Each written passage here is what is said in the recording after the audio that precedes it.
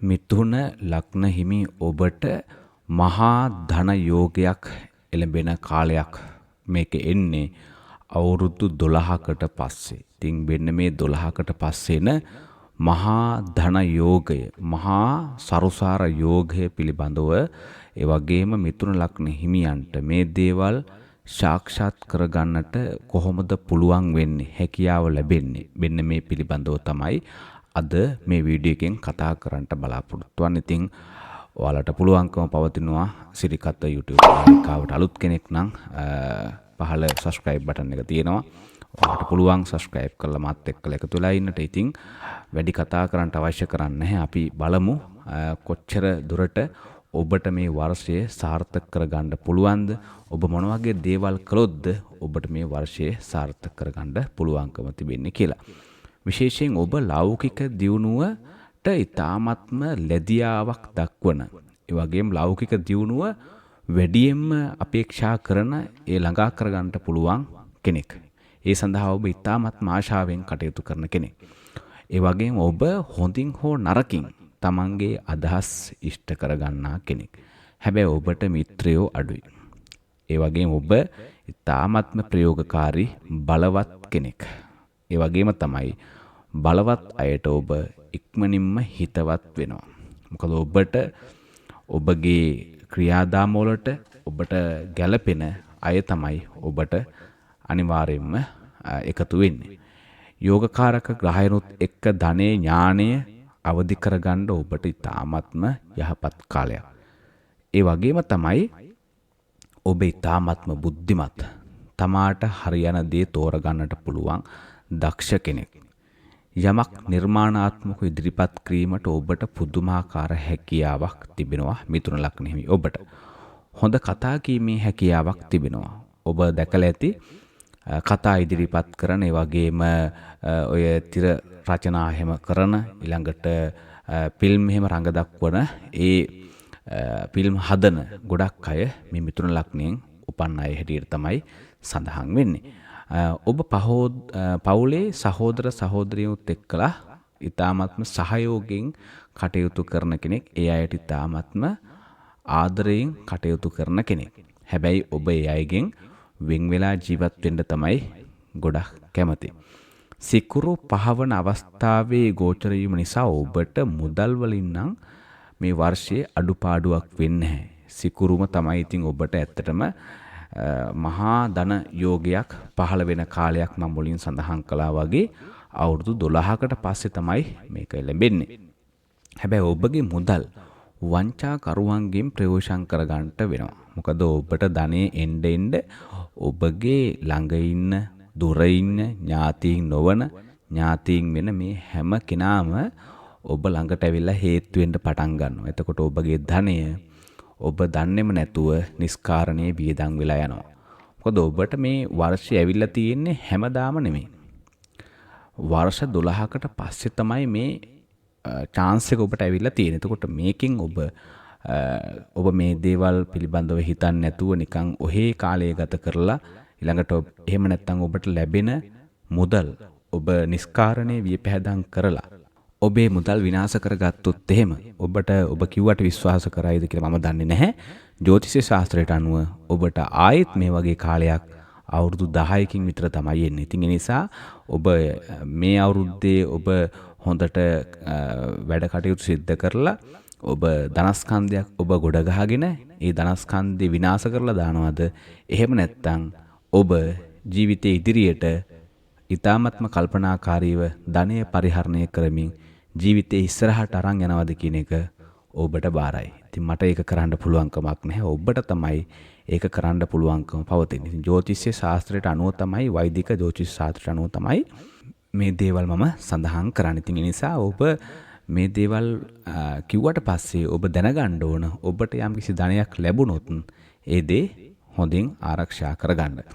සහකාරියට, ඒ වගේම සහකාරයට ඔබ ගොඩාක් දේවල් ලබා දෙන කෙනෙක්. ඒ අය ආශා කරන දේවල් ඔබ කොහෙන් හරි ගෙනත් දෙන කෙනෙක් බවට තමයි මේ ලග්න අතරින් ඔබ හඳුන්වන්නට පුළුවන්කම පවතින. ඉතින් අනිත් කෙනාගේ සතුට වැඩියෙන් අපේක්ෂා කරන කෙනෙක් හැටියට මිථුන ලග්න ඔබ සඳහන් කරන්න පුළුවන්. හැමෝමත් එක්කන් සතුටින් කටයුතු කරන්න කැමති කෙනෙක් තමයි මිථුන ලග්න හිමි ඔබ කියලා කියන්නේ. ඉතින් ඔබ හරියට අර ඉනිමගක් වගේ ගොඩක් අයට උඩට යන්න උදව් කරන කැපවෙන කෙනෙක්. ඉතින් ඔබගේ පිටින් ගොඩ යන එහෙම නැත්නම් ඉස්සරහට යන පිරිස වැඩි. ඔබ තනියෙන් ජීවත් වෙන්න කැමති කෙනෙක් නන් නෙවෙයි. ඔබ කතා බහ කරමින් පිරිසත් එක්කන් කාලය ගත කරන්න ඉතාමත්ම කැමති කෙනෙක්. ඔබ ලස්සනට වැඩිය ගෞරවයට ඇඳුම් පැළඳුම් අඳින්න ඉතාමත්ම කැමති. ඒ වගේම ඔබගේ තිබෙන විශේෂම කාරණාව තමයි ඔබ වැඩිහිටියන්ට ගරු බුහුමන් කරන කෙනෙක්. මිතුන ඔබ ගොඩාක් දක්ෂයි මේ වැඩිහිටිය අයට උපකාර කරන්න, ඒ අයට උදව් කරන්න. ඒ වගේම තමයි වැඩි දේවල් ඔබ අනිත් අයට කියනවා. ඒ කියන්නේ ඔබගේ තිබෙන ජීවිතයේ තිබෙන පුංචි කාලේ ඉඳලා ඔබ කරපු දේවල්, ඊළඟට ඔබ කරන්න ඉන්න දේවල්, ඊළඟට ඔබ ලබපු ජයග්‍රහණ, ඔබ ලබන්න බලාපොරොත්තු වන ජයග්‍රහණ පිළිබඳව ඔබ ගොඩාක් අයට කියන කෙනෙක්. ඉතින් ළඟ ඉන්න අයටත් එහෙමයි, දුර ඉන්න අයටත් එහෙමයි, ඔබට නිතරම හම්බ වෙන අයටත් එහෙමයි. ඉතින් ඔබගේ දේවල් ඔබ ගොඩක් අයට කීමින් සිද්ධ වෙන්නේ ගොඩක් වෙලාවට තරහකාරයෝ නිර්මාණය වෙන එක. ඒ වගේම ඔබගේ ගමනට බාධාවන් වෙන එක පමණයි සිද්ධ වෙන්නේ. ඉතින් ඒ නිසා ඔබ ඔබගේ දේවල් කියන්න ඕනේ කාටද?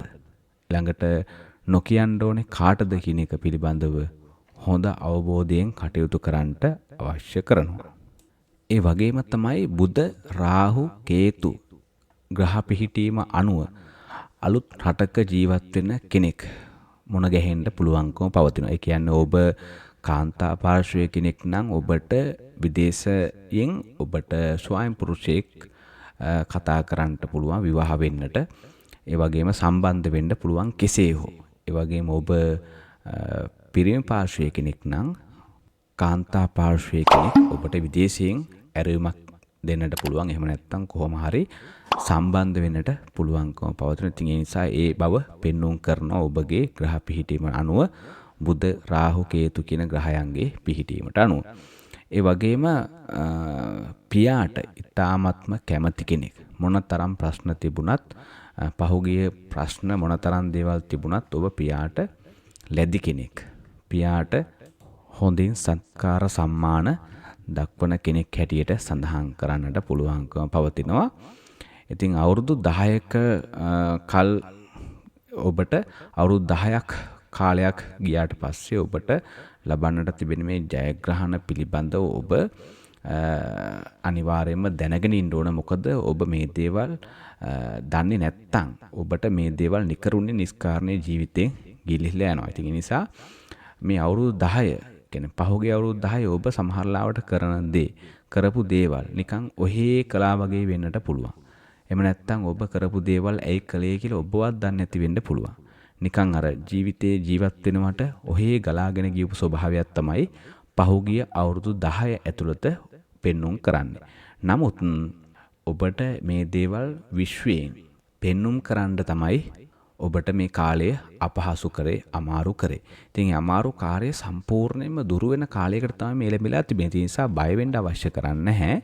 ඔබ මේ කියන දේවල් හරියට කළොත් එහෙනම් ඔබට ඇත්තටම ජීවිතේ රජෙක් වගේ ගෙවන්න පුළුවන් කාලයකට තමයි ඔබ මේ එළඹලා තිබෙන්නේ. ඒ වගේම තමයි ඔබ ජීවිතේ කටයුතු කරනකොට ඔබට පුළුවන්කම පවතිනවා ඔබ එකම දේ දිගටම කරන්න. ඒ කියන්නේ ඔබගේ තිබෙන දුර්වලතාවයන් තමයි ඔබ පටන් ගන්න දේ පටන් ගත්තට පස්සේ ඒ උනන්දුව කැපවීම තියෙන්නේ පටන් ගන්න මුල් හරියේ විතරයි. ඉතින් ඒකෙන් කියවෙන්නේ ඔබ පරාජිතයෙක් කියලා, ඔබට මුකුත් බැහැ කියලා එකෙන් කියවෙන්නේ ඔබ දෙයක් පටන් ගත්තට පස්සේ ඒ දේ හරියට ඉවර වෙනකම්ම කරන කෙනෙක් බවට පත් වෙන්න ඕන. ඔබගේ තිබෙන දුර්වලතාවයක් තමයි ඒක. ඔබ දෙයක් පටන් ගත්තාම මුල් ටිකේ හොඳට කරනවා. ඊළඟට මැද හරියට යනකොට තා චුට්ටක් අඩු වෙනවා. අන්තිමයට යනකොට ඔබ ඒක ගණන් ගන්න නැති වෙනවා. එතකොට මේක ඔබ තුල තිබෙන දුර්වලතාවයක්. එතකොට මේක ඔබ හදාගත්තේ නැත්නම් ඔබට ජීවිතේ ඉස්සරහට යන්න පුළුවන් කමක් නැහැ. දැන් ඔබට මහා ධන යෝගයක් තියෙනවා කියලා ඔබ නිදියන් ඉඳලා හරියන්නේ නැහැ. ඔබ අනිවාර්යයෙන්ම ඔබගේ ක්‍රියාවල ඔබ ඒ කටයුතු වල යම් කිසි දෙයක් සිද්ධ කරනවා නම් ඒ දේ උපරිමයටම කරන්න. එතකොට ඔබට ඒ දේෙන් ප්‍රතිඵල ලබා ගන්න පුළුවන්කම පවතිනවා. ඉතින් ඒ නිසා ඔබ මහන්සි වෙන තරමට ඔබට ප්‍රතිඵල ලබා ගන්න පුළුවන්. හැබැයි දැන් පහුගිය කාලේ ඔබ කොච්චර මහන්සි වුණා ප්‍රතිඵල නැති වෙන්න පුළුවන්. නමුත් දැන් මේ ග්‍රහ පීඨියමත් එක්ක මේ 2026 වර්ෂේ ඔබට තාමත්ම සුබයි. ඉතින් ඒ නිසා ඔබ කටයුතු හරියට කරන්න ඔබට ජය ලබා ගන්න පුළුවන්. රජෙක් වගේ ජීවත් වෙන්න පුළුවන්කම පවතිනවා. ඉතින් ඔබ උද්‍යෝගයෙන් ඊ타මත්ම සමාජයට ආදර්ශයක් වෙන විදිහට කාලය ගත කරන පුද්ගලයෙක් බවට පත් වෙනවා. ඉතින් ඔබගේ තිබෙන මේ දුර්වලතාවයන් තියෙන මෙන්න මේ ටිකේ පමණයි. ඉතින් ඒ ටික හදාගත්තොත් ඔබට ඔබේ ජීවිතේ ඉස්සරහටම යන්න පුළුවන්කම පවතිනවා. ඉතින් ඔබ දිහා එළියෙන් බලනකොට පේන්නේ කිසිම ප්‍රශ්නයක් නැති කෙනෙක් වගේ. හැබැයි ඔයා ඇතුළතින් ගොඩාක් දුකින් ඉන්න ස්වභාවයක් තියෙනවා. ඔබ ගොඩාක් ප්‍රශ්නවල හිටියත් කාටවත් ඒක හොයාගන්න පුළුවන් කමක් නැහැ. ඔබ කිසිම ප්‍රශ්නයක නැහැ වගේ තමයි ඒ අයට පේන්නේ. ඉතින් ඒ නිසා ඔබගේ දුක හංගගෙන hina වෙන්න පුළුවන් කෙනෙක් තමයි මිථුන ලග්න හිමියන් කියලා කියන්නේ. 2026 බය, සැකය, සාංකාව මේ හැම දෙයක්ම දුර වෙනවා. ඉතින් මේක 2027ටත් බලපානවා. ඉතින් ඔයාලා හිතන්න මොනතරම් මහා බලපෑමක් තිබෙන ධන යෝගයන් තමන්ගේ ජීවිතේට එන කාලයකටද මේල වෙලා තිබෙන්නේ. ඉතින් ඒ නිසා මේ වර්ෂයේ නිකරුණේ නම් ගෙවලා දාන්න එපා. සෑම වර්ෂ 12කටම වරක් තමයි මේ සුබ තත්වයේ උදා වෙන්නේ. ඉතින් ඒ නිසා නිකරුණේ මේක ගෙවලා දාන්න එපා. ගුරු හේවත් බ්‍රහස්පති ග්‍රහයාගේ ගමන පදනම්ව තමයි මෙහෙම සිද්ධ වෙන්නේ. හිටපු තැනින් ගොඩ එන කාලයක්. ඔබ කොච්චර පහතට වැටලා හිටියත්, කොච්චර වලට වැටලා හිටියත්, ඊටමත් ඉක්මනින් ඔබ ඉස්සරහටම ජීවිතේ යන කෙනෙක් බවට පත් වෙනවා මේ කාල සීමාවේ. මේ මාසේ පස්සේ ගුරු ග්‍රහයා පැමිණෙනවා. ඉතින් ඒ නිසා ඔබට ජීවිතේ ලස්සන කරගන්න පුළුවන්කම පවතිනවා. බලවත් ධන යෝග, මහා ධන යෝගයක් 2026 මැයි 2 වෙනිදා ඉඳලා 2027 මැයි 2 දක්වා මේක බලපවත්වනවා. බ්‍රහස්පති ග්‍රහයා උච්ච වීම සිදුව නිසා තමයි, කටක රාශියට පැමිණීම නිසා තමයි මේ දේ ඔබට සිද්ධ වෙන්නේ අවුරුදු 12කට පස්සේ. ඉතින් ආර්ථිකය අතින් නම් ඔබට කිසිම හිගපාඩුවක් වෙන්නේ නැහැ. ඉතින් ඔබ මේ දේවල් කිව්වහම ඔබට ලැබෙන ධනය ඔබ නිකරුණේ නම් වියදම් කරන්න එපා. ඒ වගේම තමයි නිකරුණේ නම් වෙන කාටවත් ඔබ මේ දේවල් කියන්න යන්න එපා, දෙන්න යන්න එපා. මොකද ඔබ ඒකෙන් විනාශයටපත් වෙනවා. නැවත ඔබ පහළට වැටුනොත් එහෙම ආයෙත් ඔබට නැගිටින්න අවුරුදු 10ක් 12ක් ගත වෙනවා. ඉතින් ඒ නිසා මේ කාලයෙන් උපරිම ප්‍රයෝජනීය ඵලය නෙලා ගන්න කියන එක තමයි මට ඔබට කියන්න පුළුවන්කම පවතින්නේ. මේ හැම දෙයක්ම සාර්ථක කරගන්න පුළුවන්කම පවතිනවා මෙන්න මේ ශාන්ති කර්ම ටික ඔබ සිද්ධ කරොත් එහෙම. ඔබ සිද්ධ කරන්න මහා පුංචි දේවල් ටිකක් තියෙන කරන්න මහා ලොකු දේවල් නැහැ. මහා විශාල සල්ලි වියදම් කරගෙන මහා විශාල වශයෙන් සුර පළඳගෙන ඊළඟට කපුවන්ට නිකම් බොරුවට ඔබ සල්ලි දීදී.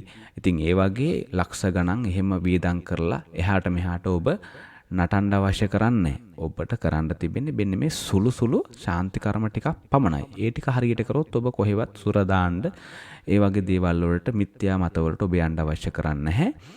ඔබට පුළුවන්කම පවතිනවා මේ දේවල් හරියට කරොත් එහෙම ඔබේ ජීවිතේ සුවපත් කරගන්න. මම මේ කියපු විදිහටම ඒ ධන යෝගයන් තමන්ගේ ජීවිතයට ළඟා කරගන්නට පුළුවන්කම පවතිනවා. ඉතින් මට කියන්න තියෙන්නේ මේ අවුරුද්දේ ඔබ හොරුන්ට අහු වෙන්න එපා.